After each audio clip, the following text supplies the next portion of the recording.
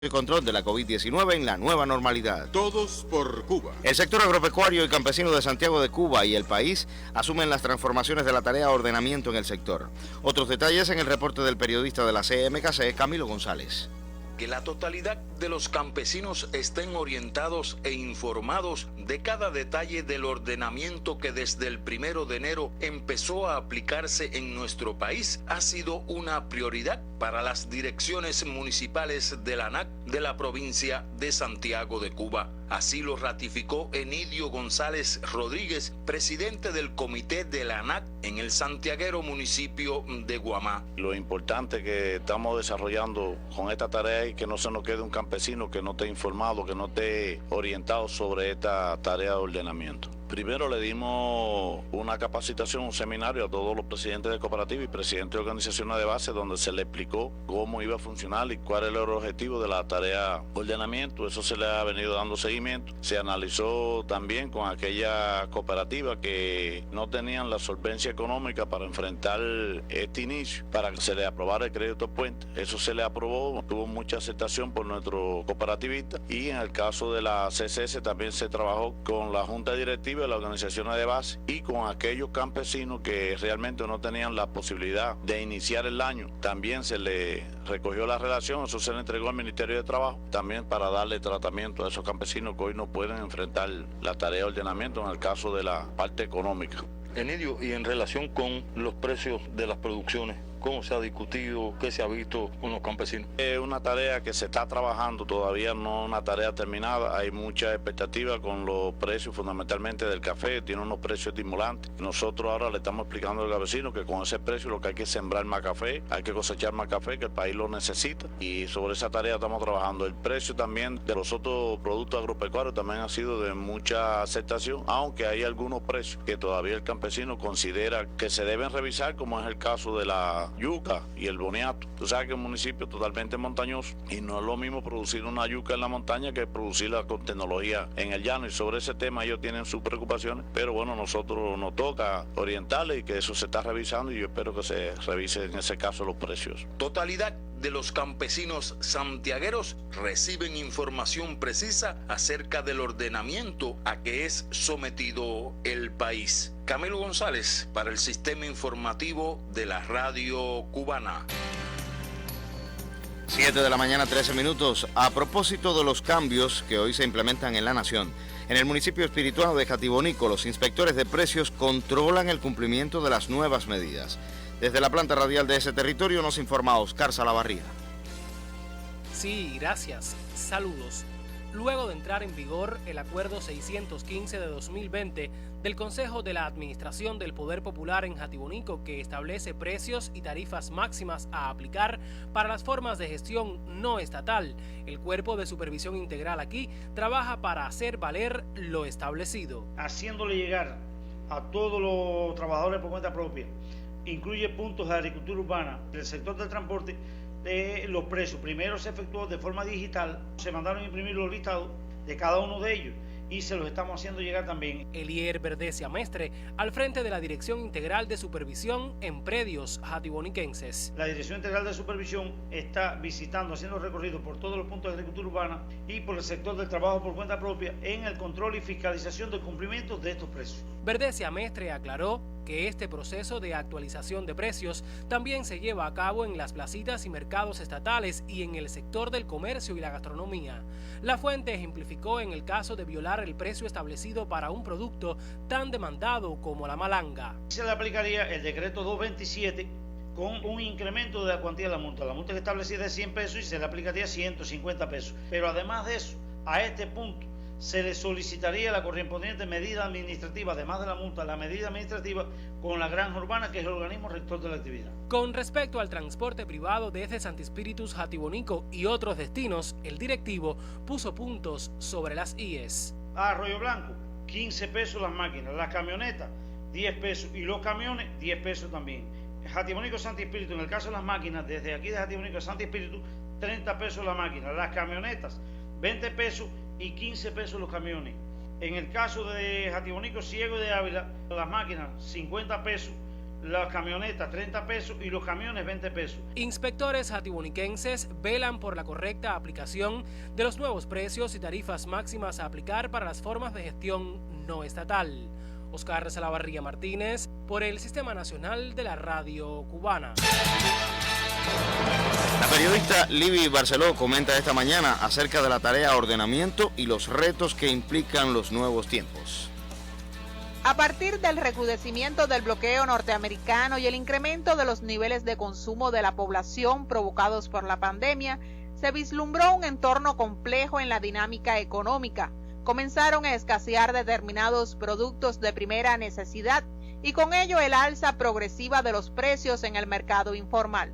Uno de los mayores peligros inherentes a la tarea ordenamiento y que una y otra vez ha sido objeto de análisis en diferentes escenarios es el tema precios, como era de esperar y totalmente necesario para lograr equilibrar la balanza financiera.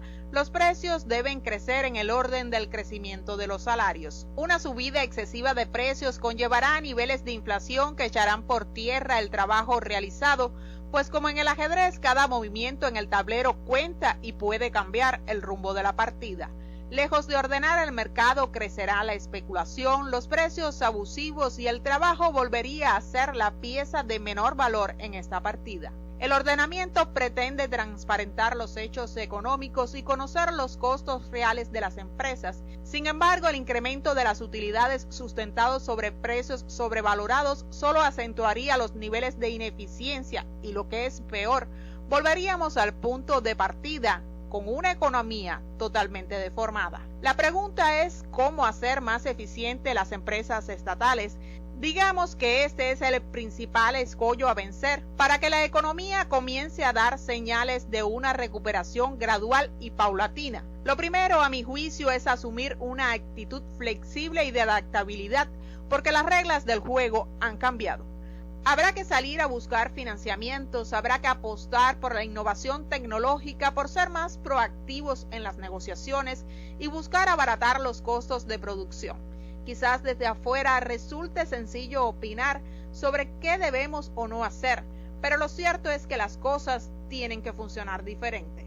Como efecto boomerang, la ineficiencia del sistema empresarial cubano influye en la formación de precios mayoristas y tiene una marcada expresión en el comercio minorista que busca el fondo del bolsillo de los cubanos.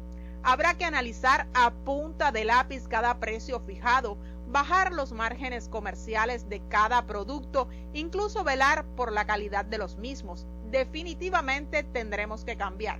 De nada vale producir y que luego nuestros productos queden olvidados en algún almacén porque sus altos precios no son consecuentes con los nuevos salarios. Fue un reporte de Libby Barceló para el Sistema de la Radio Cubana. Radio Cubana. Para el pueblo es su mensaje. Sonido para ver.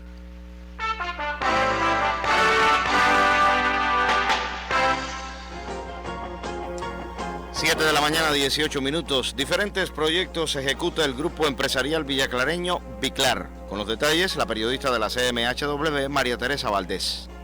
Sí, buenos días. Tras concluir el 2020 con muy buenos resultados en todos sus indicadores, a pesar del azote de la pandemia del nuevo coronavirus, el grupo empresarial Biclar se propone en el 2021 responder a las principales prioridades de la economía cubana. Dar cumplimiento a las 15 y 28 tareas que están planteadas para la flexibilización del trabajo de las empresas, como es el tema de las exportaciones, encadenamientos productivos, el tema de la zona de desarrollo Mariel, el turismo, las TRD y otras cuestiones que nosotros debemos tributar, que debemos consolidar el trabajo en esas direcciones para también nosotros poder desarrollarnos. La producción de materiales de la construcción para tributar al Programa Nacional de la Vivienda continúa siendo la máxima responsabilidad de Biclar, sin desatender la industria química, las confecciones, el abastecimiento al mercado industrial y otros encargos sociales del grupo, que deben consolidarse en este 2021, según ratifica su director Rogelio Martínez Díaz. A partir de las tareas que te acabo de mencionar, tenemos que proponernos nuestras metas y buscar las alternativas que nos posibiliten desarrollarnos y avanzar y aportarle al país, que es lo más importante. Pensando como país, tenemos que trabajar de esa manera, porque no estaríamos a tono con lo que está, con las indicaciones que ha dado la máxima dirección del país, si realmente no trabajamos en función de esas cuestiones que son prioritarias en este momento. También tuvo un papel destacado Biclar en el enfrentamiento a la COVID-19 y ahora trabaja en el cumplimiento de las medidas higiénico-sanitarias para proteger a sus trabajadores, los que demostraron en el 2020 cómo se puede cumplir con iniciativa creadora a pesar de las adversidades. Nuestra exhortación al cumplimiento de las metas del año 2021 con el esfuerzo y la dedicación y el empeño que todos nuestros trabajadores siempre le dedican al cumplimiento del plan. Estamos convencidos que el año 2021 también será un año de éxito y victoria para el Grupo Empresarial Biclar. Se proponen trabajadores del Grupo Empresarial Biclar responder este año a las prioridades de la estrategia económica del país. En su radio, María Teresa Valdés. La protección de los datos personales, tanto en espacios físicos como virtuales, centra la atención de especialistas de las ciencias jurídicas de las Tunas. Desde Radio Victoria nos ofrece los pormenores la periodista Leidiana Leiva Romero. Saludos. ¿Alguna vez has reflexionado sobre lo que podría suceder si su información personal no está a buen resguardo? ¿Cuán necesario es proteger nuestra imagen tanto en los espacios físicos como virtuales? La doctora en Ciencias Jurídicas, Zaira Ojeda Bello, de la Universidad de Las Tunas, notó que en el panorama legal de Cuba no se regulaba el derecho a la protección de nuestros datos, una brecha que sin dudas debía ser cerrada en el proyecto de constitución que en esos momentos se gestaba, y hacia este tema decidió enfocar su tesis doctoral. Pero en proceso doctoral se aprobó la Constitución y entonces tuve que ajustar mi investigación en función ya no de que se reconociera el derecho constitucionalmente, sino que ese derecho se regule jurídicamente, en el sentido de que todos los derechos tienen un contenido, tienen un grupo de elementos que hacen posible que se configure ese derecho y que se pueda definir quiénes son los sujetos, cuál es el objeto de ese derecho, cuáles son sus garantías. Uno de los pasos siguientes a la aprobación del proyecto de constitución sería el cronograma legislativo, que por la incidencia de la COVID-19 en Cuba se ha visto retrasado. Para dar forma a las leyes que emanan de la nueva ley suprema, es imprescindible el concurso de personas capacitadas en diferentes ramas del derecho. Entre ellas resalta la tunera Zaira Ojeda. Ha sido un hecho los análisis que la comisión que está conformando ese decreto ley han decidido que no sea a través de un decreto ley que se desarrolle ese precepto 97, sino que sea a través de una ley. Cuestión que creo mucho más conveniente porque estamos hablando de un derecho y desde el punto de vista de la jerarquía del ordenamiento jurídico, la ley ocupa un lugar y el decreto ley ocupa otro. Los ciudadanos tienen derecho a la preservación de su integridad física y moral, y a través de la exposición irresponsable de datos personales se puede afectar esta condición. Ojeda Bello así lo explica. En los medios, por ejemplo, de comunicación, si nosotros estamos dando a conocer en los últimos meses hechos que están aconteciendo en diferentes territorios, ¿ya?, de violación de determinadas normas desde el punto de vista comercial, desde el punto de vista económico, y se están procesando determinados sujetos porque han violado y son parte de determinadas conductas violatorias, no es permitido a un medio de comunicación por las leyes de protección de datos, aún sin tenerla nosotros, por esa garantía del artículo 97, hay que asegurarle otros derechos, y este es uno. Entonces no puede salir en un medio de prensa ni el nombre, ni número de carnet de identidad, ni siquiera su imagen, porque hay otros derechos que usted los está afectando. Desde la cultura jurídica, cada cubano puede invocar a la Constitución, como explica la doctora Zaira Ojeda Bello, para reclamar o fundamentar una decisión que adopta. Conocer qué respaldo legal tenemos ante el uso inadecuado de nuestros datos personales nos garantizará un debido proceso y el cumplimiento al pie de la letra de los derechos. Leidiana Leiva Romero para el Sistema Informativo de la Radio Cubana. Para el cierre le proponemos rememorar el aniversario 62 de la histórica entrada de Fidel y la Caravana de la Libertad como preludio de una revolución triunfante. El reporte de la periodista Angélica Paredes López. No será como el 95, que vinieron los americanos y se hicieron dueños de esto. Intervinieron a última hora y después ni siquiera dejaron entrar a Calixto García, que había peleado durante 30 años lo que hicieron los 30 años de Cuba.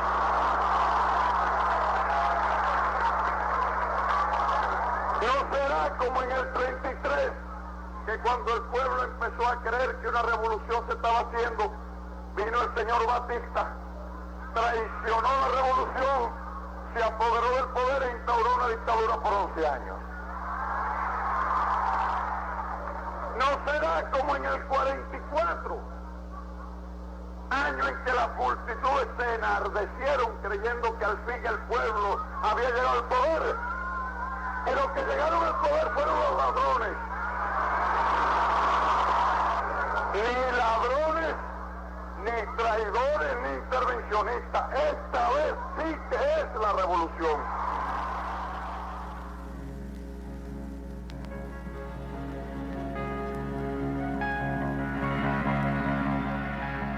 Fueron las palabras que el líder de la Revolución Cubana, Fidel Castro, pronunció para el pueblo de Cuba el 1 de enero de 1959 desde Santiago. Al día siguiente, acompañado por el ejército rebelde, emprendería un glorioso viaje hacia La Habana, una invicta caravana que recorrió la historia de la nación. Fidel encabezó la Caravana de la Libertad. Dicen los que tienen edad para contarlo que en esos días, en cada ciudad y en cada pueblo por donde transitaban los guerrilleros, multitudes gigantescas dieron su saludo a Fidel, quien calificó el acontecimiento como un baño de multitudes, un baño de pueblo. Acerca de su entrada a La Habana, los periódicos de la época reseñaron que todos los sonidos de la ciudad se unieron al vocerío de las muchedumbres, las sirenas de los barcos, las campanas de las iglesias, las bocinas de los audios, los silbatos de las fábricas. Se escucharon las salvas de 21 cañonazos disparados por 2 fragatas de la Marina de Guerra. La garganta del pueblo enronquecía en un grito de libertad.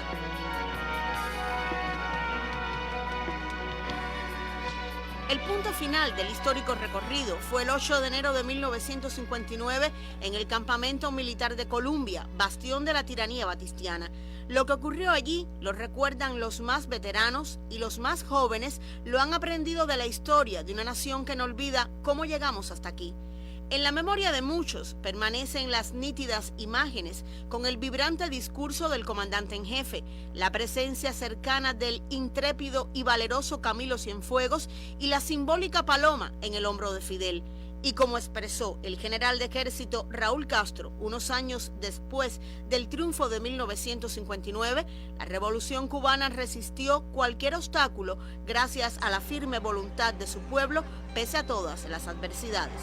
Es difícil encontrarse en la historia del movimiento revolucionario una revolución triunfante con tantas adversidades gigantescas en sus mismos comienzos, que es la etapa más difícil de cualquier proceso.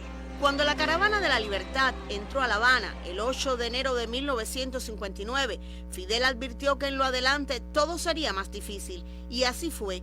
Pero el líder y su pueblo enfrentaron de pie las amenazas y obstáculos. El 25 de noviembre de 2016, una voz se fue por un momento, pero regresa. Sigue desafiando peligros y trampas con su chaleco de la moral a pecho descubierto. Fidel murió como vivió, con dignidad y decoro, con absoluta coherencia en sus ideas y en la acción. Y así regresó a Santiago de Cuba en su invicta Caravana de la Libertad como inigualable jinete que cabalga junto a su pueblo. Y delante de la caravana, lentamente sin jinete, un caballo para ti. Angélica Paredes, en Radio Rebelde.